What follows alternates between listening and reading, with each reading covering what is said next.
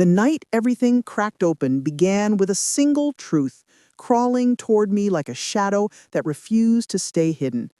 I had lived half a lifetime guarding secrets so heavy they made even silence tremble.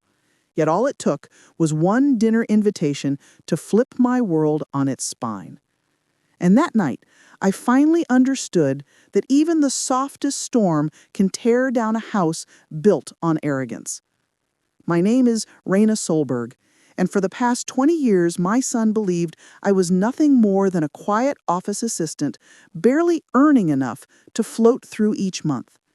He grew up seeing me pack simple lunches, wearing plain clothes, returning home tired, as if life itself had rubbed me raw. He never knew that behind those plain clothes, I held a position powerful enough to shape entire regions. He never knew that my monthly salary could buy a new car every single week if I wanted to. He never knew because I never allowed that truth to sit on our table. Money is a noisy creature, and I preferred a life wrapped in calm. My son, Elias, now 36, had always assumed I was modest and unremarkable, but that suited me well. I raised him alone after a decade of struggle, learning how to stretch a single paycheck until it screamed. But even when things changed, even when my career shot upward like a silent arrow, even when wealth stopped being a dream and became something that followed me like a quiet shadow, I never revealed it. I liked being invisible. People reveal themselves faster to the invisible. When Elias called me on a Wednesday afternoon, his voice trembled in a way that scraped old memories. He said, "Mother, I need you to come to dinner this weekend. Sarah's parents want to meet you." Sarah, my daughter-in-law, a woman with a smile polished like museum glass and a family known for wealth louder than their laughter. There was something in his voice, a stiffness, a carefulness, as if he feared I might embarrass him. So I asked Elias, "What exactly did you tell them about me?" There was a long pause, the kind that feels like a door closing. He said, "I told them you work in an office and live simply and do not have much." My chest tightened, but I kept my voice steady. "Of course, I will be there." After the call, I looked around my apartment, modest, cozy, plain. Not a single item hinted at the fortune I had built. I kept it this way, on purpose, not to hide, but to breathe. That night, I made a decision. If my son believed I was ordinary, if his wife's parents approached me expecting a fragile woman with empty pockets, then I would give them exactly what they wanted to see. I would step into that dinner as a woman with nothing, and in the emptiness, I would quietly watch who they truly were. Saturday evening arrived with a cloud heavy enough to press itself into my bones. I tied my hair back into a loose, uneven knot. I put on a wrinkled, shapeless dress, a faded gray thing that looked exhausted from living. My shoes were worn, my bag was cheap cloth, fraying at the corners. I inspected myself in the mirror. A woman others might overlook. Perfect. The taxi ride felt stretched, like a drum about to crack. City lights slid past the window, people entering places far grander than my attire suggested. Yet inside me, a cold fire burned, a mix of sorrow and warning, a feeling that something irreversible was waiting at the end of this ride. The taxi stopped before the towering restaurant whose windows shimmered with gold light. A guard in polished attire held the door with a stiff, polite smile. Inside, the air smelled of money, pretense, imported perfumes, and practiced superiority. Elias stood near a long table draped in white linen. His suit crisp, his expression nervous. When he saw me, his eyes widened. He studied me from head to toe. I felt the unspoken question. "Mother, why did you come like this?" Sarah approached me wearing an elegant ivory dress, her posture sharp as a blade. She gave me a brief kiss that had no warmth behind it. "Welcome," she said, though her eyes flickered with something dangerously close to disappointment. Then I saw them, Sarah's parents, Elaine, Mara, and Draven Mara, a couple carved from wealth and polished by continents of luxury. Elaine wore emerald silk, shimmering like she owned the light around her. Jewels circled her neck and wrists like glittering serpents. Draven wore a steel gray suit tailored so perfectly it could cut air. Their stares held textbook judgment. Cold, quick, measured. I walked to the table slowly, as if uncertain whether I belonged. No one helped me pull out my chair. No one offered a gentle word. The waiter handed menus written in French. I pretended not to understand a single line. Elaine leaned forward with a sweet, venomous smile. "Do you need help?" "Yes, please," I whispered. She ordered the cheapest dish for me, her voice smooth, dangerous, pretending kindness while dripping superiority. Throughout the dinner, Elaine spoke about expensive hotels, private villas, luxury trips, business investments, properties across oceans. She spoke not to share stories, but to measure reactions, to gauge status, to confirm her position as a queen on a hill built from inherited stone. She asked about my job. I said I worked in an office. I did simple tasks, whatever they needed. Her smile grew. Admiring smallness is easy when you believe you are towering above someone. She asked if I lived alone and whether it was difficult. She asked if I could afford basic things. She asked if I ever wished I had more. Each question sharpened its own blade. Each answer I gave was quiet, simple, empty. And every time I spoke, she looked at me as if I were a stray bird perched at her window, unwanted yet tolerated. But the real moment came later. After dessert decorated with edible gold, Elaine placed her utensils down and looked at me with a maternal expression so false it trembled. "Raina," she said, "Draven and I believe in supporting family. We know Elias worries about you since you have so little. So we want to help you. We thought about giving you a small monthly allowance so you can live more comfortably. In exchange, we'd like you to give Elias and Sarah space, to not rely on them, not visit too often, not interrupt their life. How does that sound?" That was when the cold storm inside me stopped whispering and began rising. Slow, silent, powerful. I stared at Elaine and saw not generosity, but a transaction, a buyout, a bribe. They wanted to pay me to disappear from my son's life. My voice rose, quiet, but sharp. And with that single breath, the real story began. The moment Elaine Mawa offered to buy my silence, something inside me unlocked like a hidden door creaking open after decades of waiting. Her words drifted across the table, coated in honey, yet shaped like a blade. She thought she was being subtle, graceful, generous, but I could hear the truth beating beneath every syllable.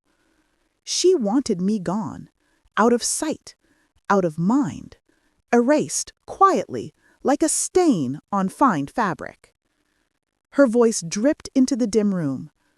"We only want what is best for our daughter and for Elias, and it is harder for them if they must constantly worry about you, Raina.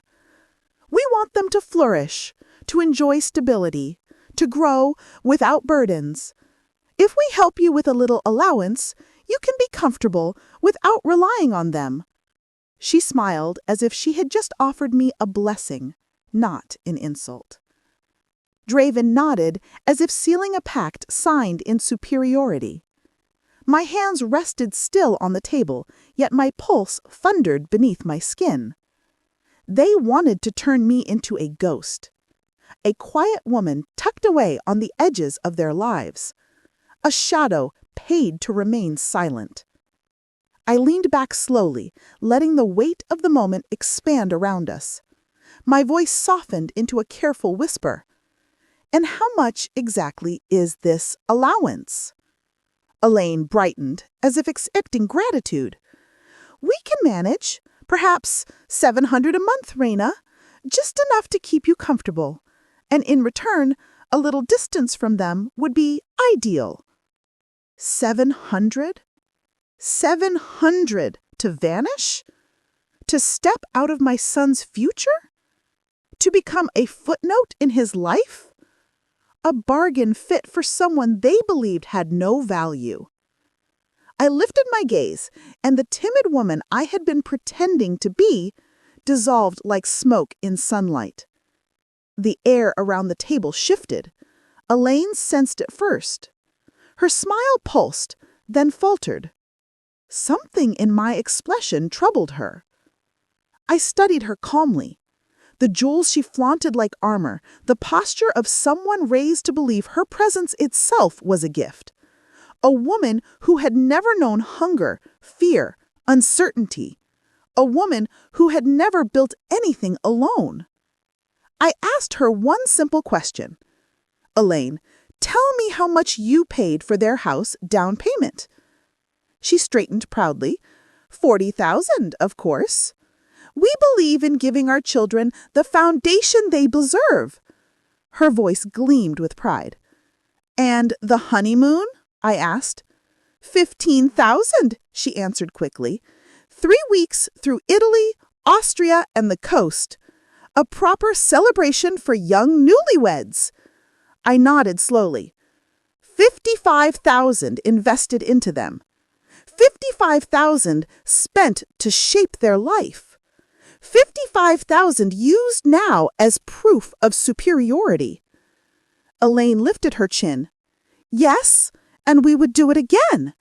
That is what good parents do. I stared at her with a quiet, steady flame inside me. Tell me, Elaine, all that money? All those gifts? Did they buy you respect? Or only obedience? Her eyes widened. The question struck like a crack of ice. Draven shifted uncomfortably. Sarah lowered her head. Elias pressed his lips together, trying to understand what storm was rising between us. Elaine forced a laugh, thin and brittle. Raina, I do not know what you are suggesting. We only want harmony in our family. Harmony. What a delicate word to hide such arrogance. My voice cooled into something sharp and unyielding. Throughout this entire night, you never asked a single thing about who I am, not once.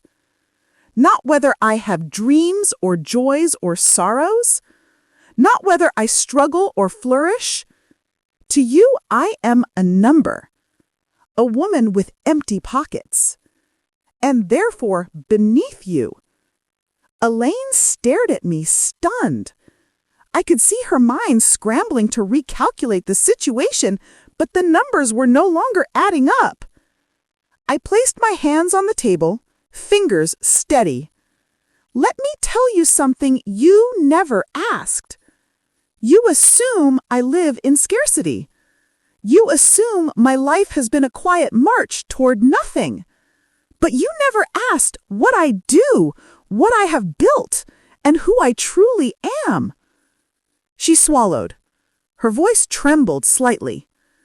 Raina, what exactly do you do? I leaned forward, and the room tightened around my words.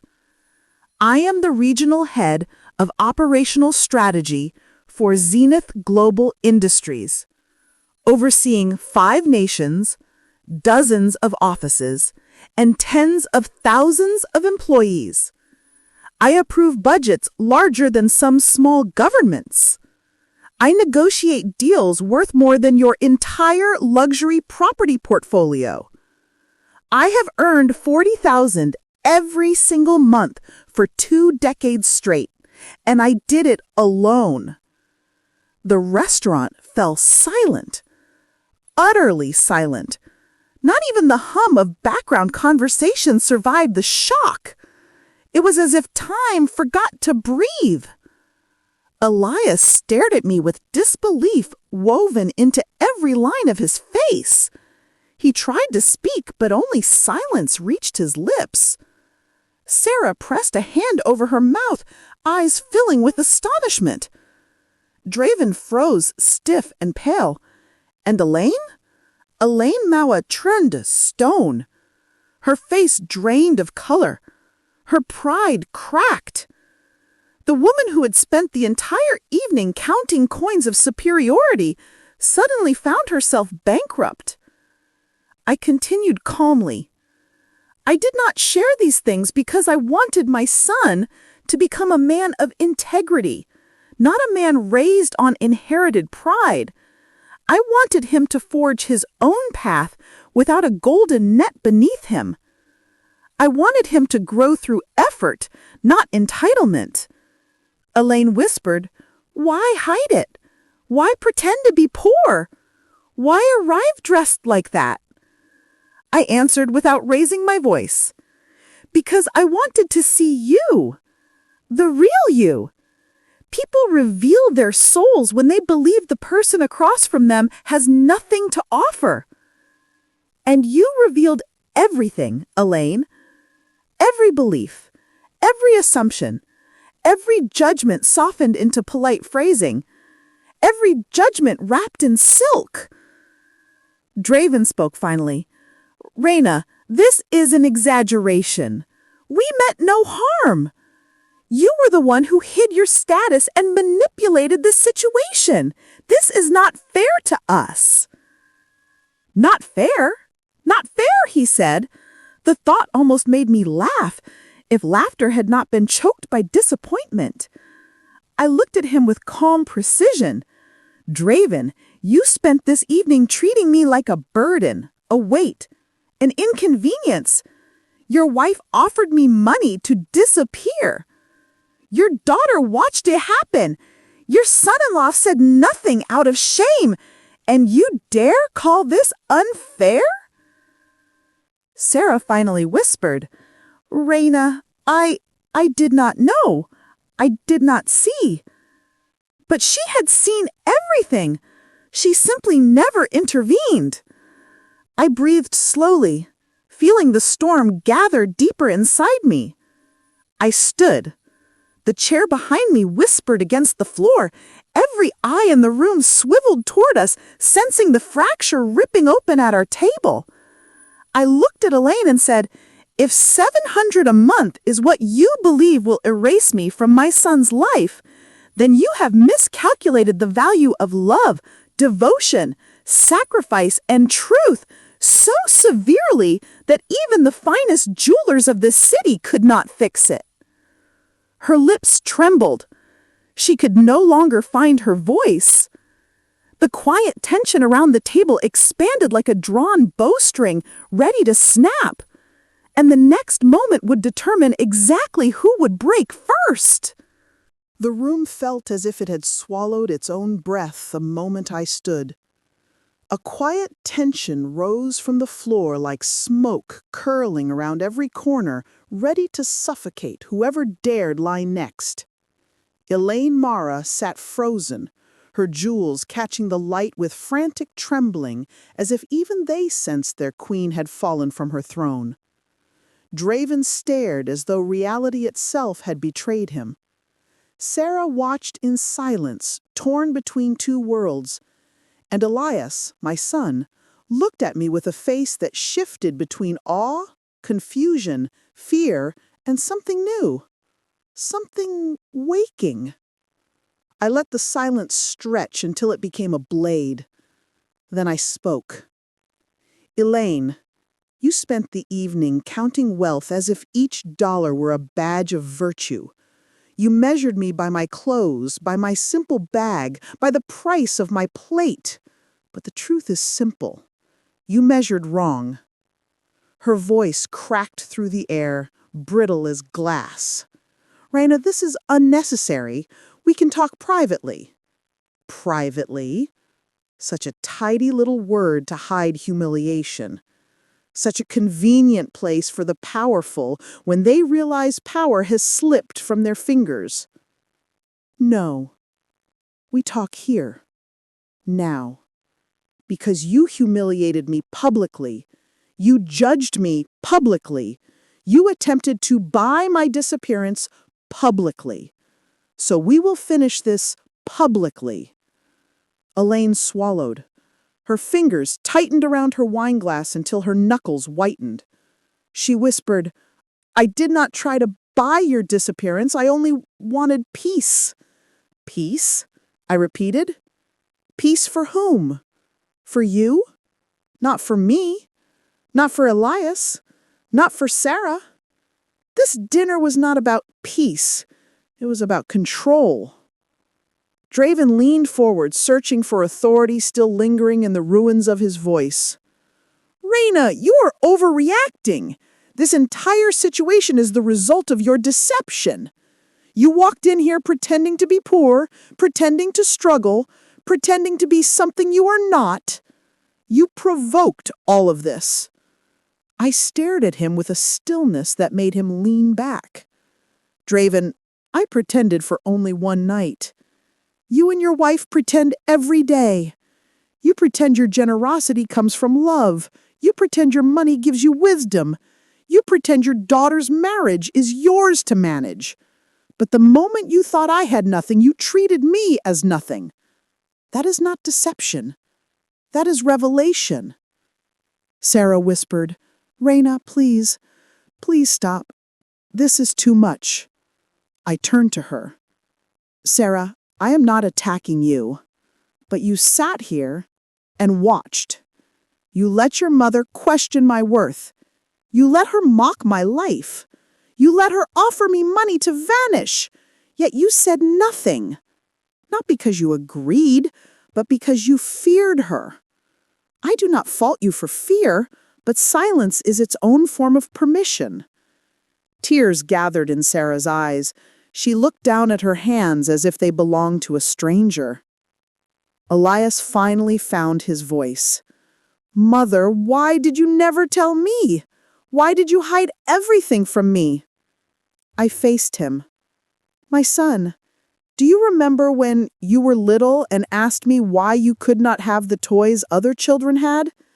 You would look at the shelves in the store with eyes too big for your face, and I would tell you that you must learn to value life, not objects, people, not possessions, kindness, not wealth. I chose silence because I wanted you to grow roots, strong enough to support your own life. I wanted you to know how to stand without leaning on my shadow. I wanted you to succeed without a golden staircase. Elias stared at me with a tremble in his jaw. I am proud of you, Mother, but I am ashamed I never asked who you were. I thought I knew. I thought your quiet life meant you needed protection. I thought you were fragile. I placed a hand over his. I never needed protection, son. I needed honesty, just as you do now. Elaine suddenly stood. Her chair screeched across the floor, startling nearby diners. Her voice shook with fury. You humiliated me. You made a fool of my family. You attacked me in front of everyone. I answered with calm precision. I did not attack you, Elaine. I reflected you, and you could not bear the sight.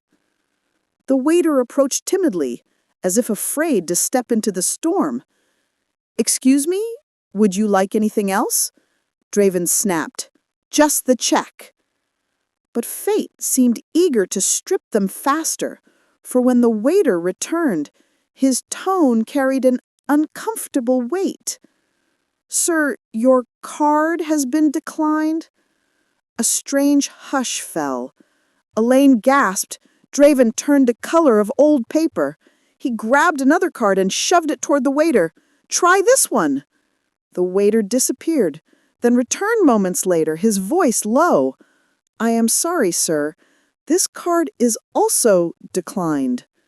The shock that rippled across Elaine and Draven's faces felt almost theatrical. Their wealth had been the armor they carried like second skin. And now that armor had cracked at the worst possible moment.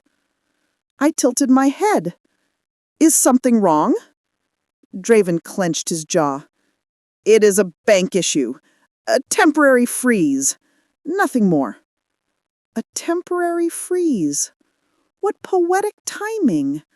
A fortune locked away just as their arrogance reached its peak. Elias reached for his wallet. Mother, I can... No, I said. I will handle this. I reached into my worn canvas bag and removed the transparent metal card that carried weight beyond its appearance. A card few people in the world ever held. No one at the table missed the shock in the waiter's eyes when he took it. He bowed with respect he had not shown earlier. Within seconds, he returned. Everything is cleared, Miss Solberg. Miss Solberg. A title that suddenly sounded different to everyone present. Elaine stared at the table, her world visibly collapsing. She whispered, I do not want your charity. I slid the card back into my gag. This was not charity, Elaine. It was contrast. I stepped closer to her. You wanted to buy me off for $700 a month? So let me offer you something in return. She slowly lifted her face. What could you possibly offer me? I leaned in. A challenge. Bring me one person in your life whom you have treated kindly without measuring their worth. One person you honored without calculating their value. If you can, I will give you 1 million. No contracts, no conditions. Just proof you can show kindness without expecting status in return. Her lips parted. No sound came. None. Exactly, I whispered. Draven stood, gripping the back of his chair. This has gone far enough. You are out of line. Out of line? I echoed. The people who judge others by wealth are always shocked when someone refuses to kneel. I turned away from him. I looked at Elias, at Sarah, at the wreckage of illusions sprawled across the expensive table. Tonight was not about the meal. It was about truth. And truth had leveled the playing field until everyone stood naked under its light. The story was not finished, not even close, because the next revelation would break the last remaining shield they hid behind. The moment truth shattered the table, the air inside that glittering restaurant thickened, as if the walls themselves leaned closer to listen. No one moved. No one blinked. It felt like the world held its breath, waiting for the next fracture to reveal itself. But the fracture did not come from me this time. It came from the person least expected. Sarah. Quiet, elegant, polished Sarah. A woman shaped by etiquette rules and the invisible chains her parents had wound around her life since birth. She lifted her face slowly, her eyes red, her hands trembling, her voice barely escaping her chest, yet powerful enough to shift the entire room.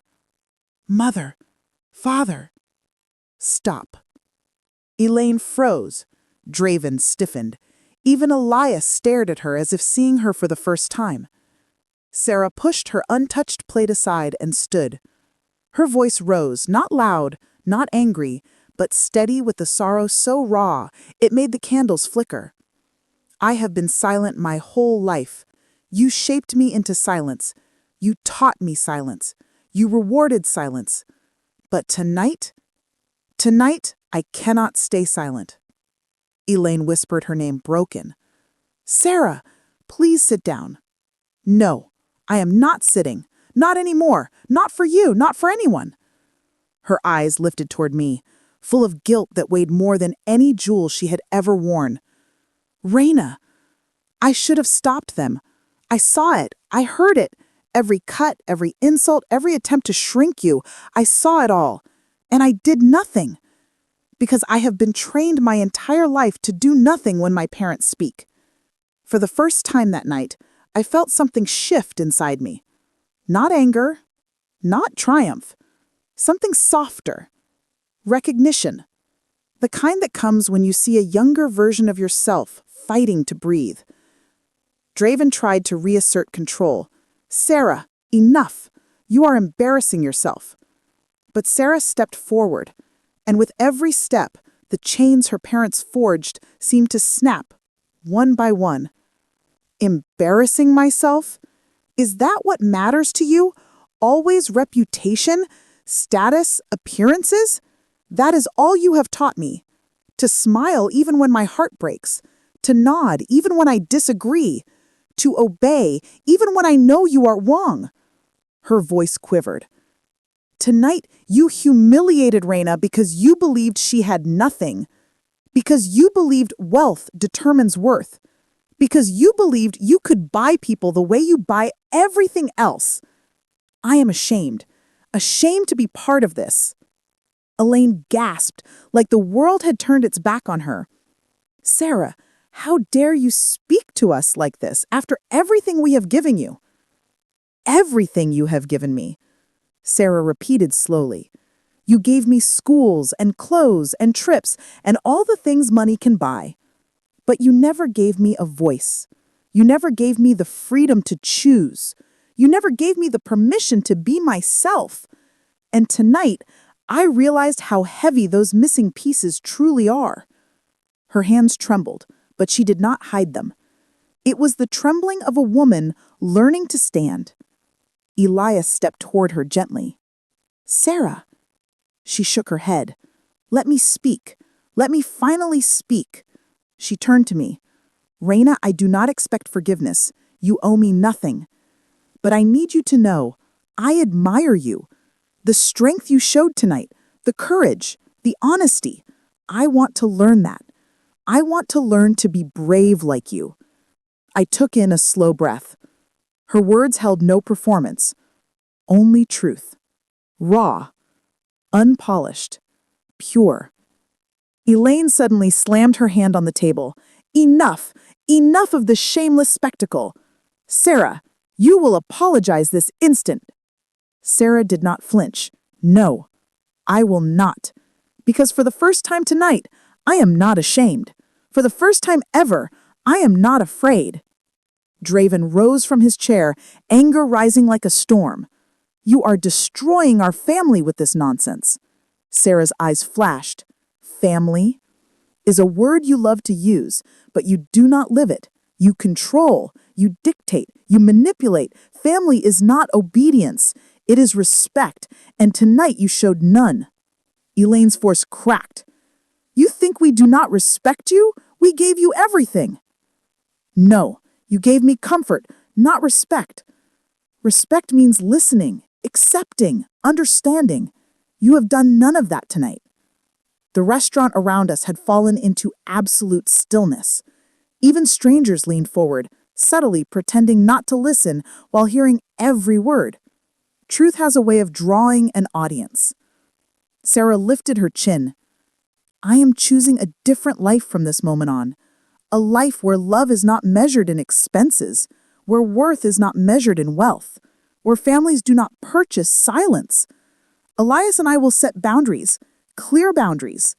And if you cannot respect them, then you will have to face the consequences. Elaine staggered back as if struck. You choose them over us?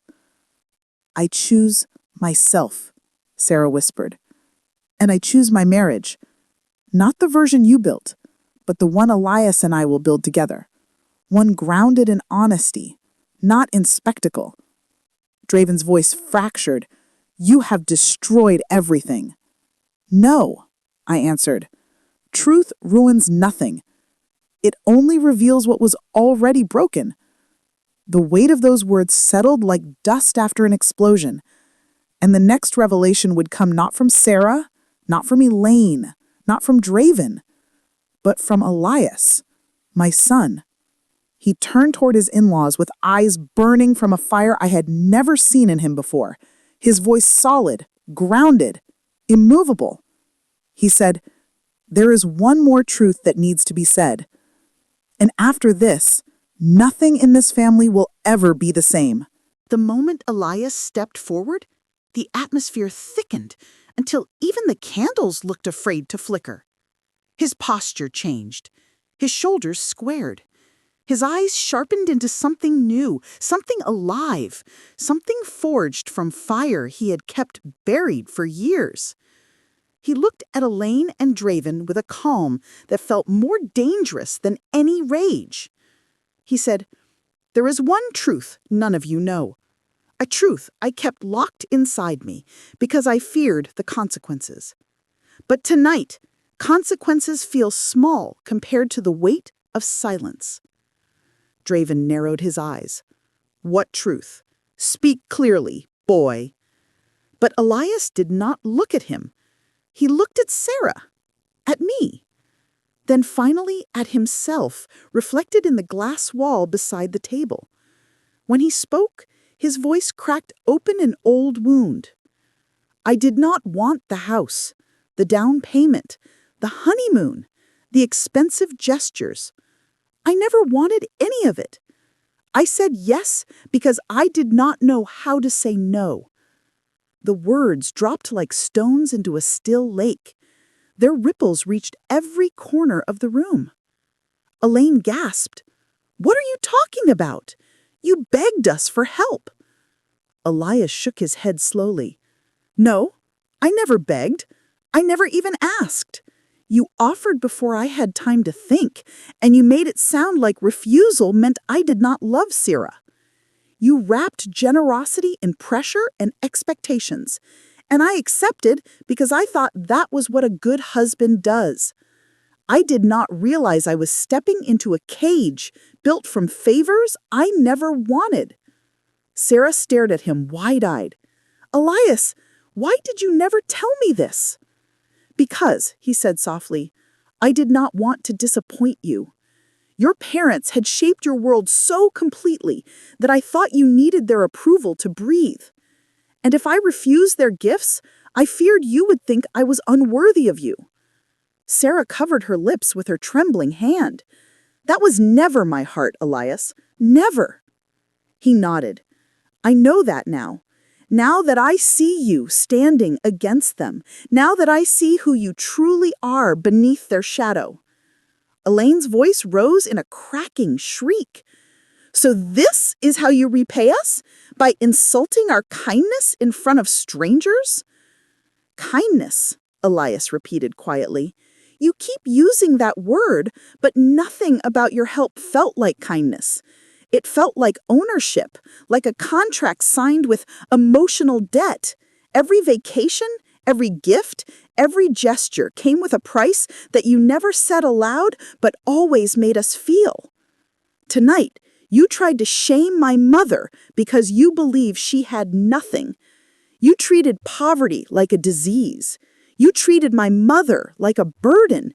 You judged the woman who raised me alone with more courage than both of you combined." Draven slammed his hand against the table. "Watch your tone." "No," Elias said. "I have watched my tone for years. Tonight, it speaks." The room pulsed with a silence packed tight like a loaded vault. Every guest pretended not to stare, but the tension demanded attention. I stepped back, watching my son, watching the man he had become, not molded by their money, but forged by truth. He continued, "Mother raised me without boasting, without asking for help, without waving success in anyone's face. She chose humility because she believed character grows best in quiet places. But you mocked her clothing. You mocked her job. You mocked her life. You mocked everything that shaped me into the man your daughter married." Sarah suddenly reached for Elias's hand, holding it with both of hers, her voice trembling. "I did not know. I should have seen. I should have questioned the pressure. I should have asked you what you wanted, not what they wanted. I am sorry. I am so sorry." He cupped her cheek gently. "We will learn together. Without their commands, without their calculations." Elaine staggered back, as if the floor dropped beneath her. Her voice became thin. "You are choosing them? Over us? Over your own blood?" Elias's gaze did not falter. "Family is not defined by blood. Family is defined by how people treat one another, by how they love, by how they support, by how they respect. And tonight, you showed none of that. Draven tried again, grasping for control. We built a future for you. We invested in your life. Elias answered without anger. You invested in your authority, not in our happiness. You used money as a leash, and now you are shocked to discover we are cutting it. Sarah tightened her grip on his arm. We are not leaving each other, but we are leaving your control. Elaine burst into tears, shaking. All these years, everything we did, it meant nothing to you. I finally stepped forward, not with anger, not with triumph, but with a calm that softened the edges of the moment. Elaine, it meant something, but not what you think. Your love was tangled in conditions, expectations, comparisons. You gave, but you never let go. And love cannot breathe inside a cage. Her sobs grew. She clutched her necklace as if the jewels could hold her together. Draven's face hardened into stone. And what now? You all think you can live without us? Without our support? Without our influence? Sarah lifted her chin. We do not think. We know. The impact of those words sent a visible tremor through her parents. But Elias was not finished. He turned to me. Mother, I have one more truth to tell you, and I should have said it long ago. I watched him, ready for whatever came next. He breathed. I judged you too. Not like them, not with wealth, but with assumptions. I assumed your life was small. I assumed your ambition was limited. I assumed you lived plain because you had no choice. I am ashamed of myself for that. I am sorry, truly. A quiet warmth rose in my chest. I placed my hand over his. Elias, you have nothing to be ashamed of. You learned tonight what you were meant to learn, and learning is more important than never being wrong. Sarah wiped her tears. We will build our own future, not shaped by their expectation, not bound by their conditions, a life of our own design. Elaine looked at her daughter with shattered disbelief. You can't just walk away. You can't just choose a different path. But Sarah answered with a new strength. I can, and I am. The table trembled under the weight of the moment. A family unraveling, a truth awakening, a new beginning forming in silence. But there was one more twist, one more revelation, one more truth I had kept buried, not out of fear, but protection. A truth that would change every life at that table.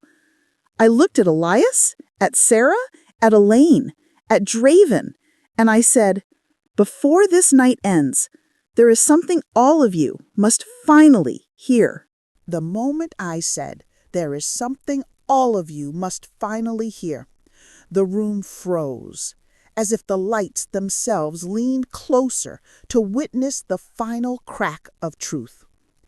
Every emotion that had been rising all night gathered in the space between us, waiting, trembling, hungry.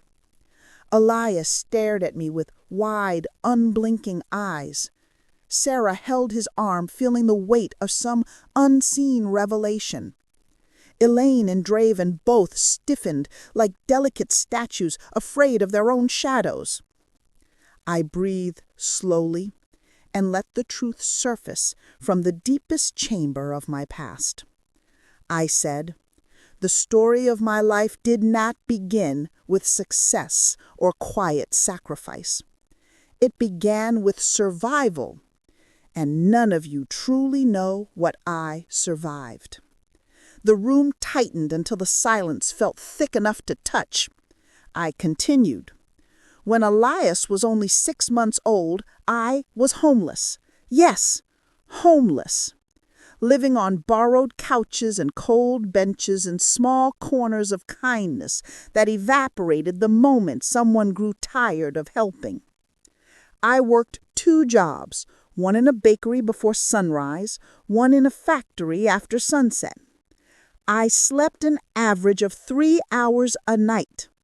And still, I barely made enough to keep my child fed. Elaine blinked in disbelief. Draven whispered, "Impossible." But I lifted my head. I never said my journey was pretty. I only said I walked it. I went on. When Elias turned 3, I made a choice. A sharp, painful, impossible choice. I left him with my sister for 9 months. 9 months while I trained for a position that could change our lives. 9 months living alone in another city, eating scraps, studying every night, fighting exhaustion until my bones shook. 9 months of guilt tearing at my heart. But those 9 months became the foundation of the life we have today. Elias's voice broke. "Mother, you never told me. Why did you carry that burden alone?" I looked at him gently, because love is quiet sometimes. Love does not always announce itself. Love sometimes lives in sacrifice. And I wanted you to grow without the weight of my past pressing on your shoulders. Sarah held her breath. Her eyes softened with something close to reverence. But that was not the only truth, not the final one, not the one that would rip the remaining veil away. I said, "There is one more thing. The real reason I learned to hide my wealth, the real reason I walked through life quietly, the real reason I protect my privacy like a shield." Elaine leaned forward, her voice a fragile thread. "What reason?" I looked at all of them, my pulse steady, my heart unshaken. "Because," I said, "my position at Zenith Global is not just regional, it is international. And I am one of the silent partners who own the controlling shares of the company. A company your businesses depend on, a company your investments rely on, a company whose decisions shape the environment you operate in." Draven's face drained of color. His mouth fell open silently. He knew what that meant. He understood instantly the power, the influence, the reach. Sarah whispered, "Raina, you own it." I nodded, quietly, unapologetically. Yes, not all of it, but enough to shift oceans when needed. Enough to build a future for Elias without flaunting him like a trophy. Enough to live quietly without bending to anyone's pride. Elaine staggered back in her chair. Everything she had built inside her mind, her sense of superiority, her confidence, her judgment, all crashed around her like glass hitting stone. Her voice trembled. "Why? Why hide this? Why live so plain? Why act as if you had nothing?" I looked at her gently, because wealth reveals people. It reveals who respects and who judges, who gives and who takes, who cares and who calculates. Tonight, I wanted truth, not performance, not politeness, truth. Elaine broke, her face buried in her trembling hands.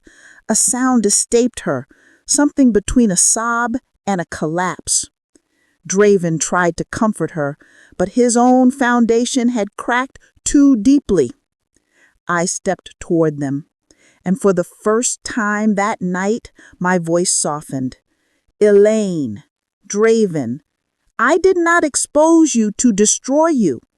I exposed you so you could see yourselves clearly, so you could see what pride can turn into, so you could understand the cost of valuing money more than humanity." Elaine looked up, tears tracing lines through her makeup, her voice small. "Raina, we were wrong." I nodded. Acknowledgement was the first step, but not the last. Sarah stepped between us. Mother, Father, if you want a place in our future, you must rebuild. Not with gifts, not with conditions, not with expectations, with humility, with honesty, with respect. Elias stood beside her, and from this moment forward, our marriage will not be shaped by your wallets, but by our choices, our boundaries, our values.